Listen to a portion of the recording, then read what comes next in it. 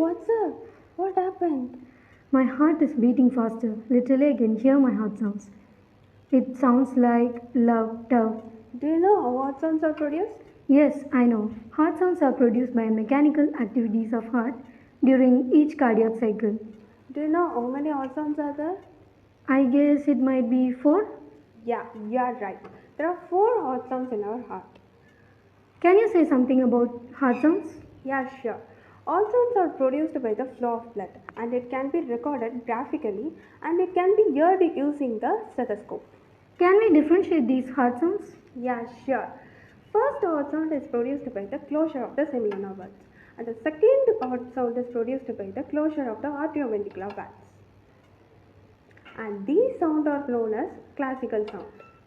Yeah, now I can remember something about third and fourth heart sounds. Let me tell you. Yeah, okay. Third heart sound is produced by the rushing of blood into ventricles.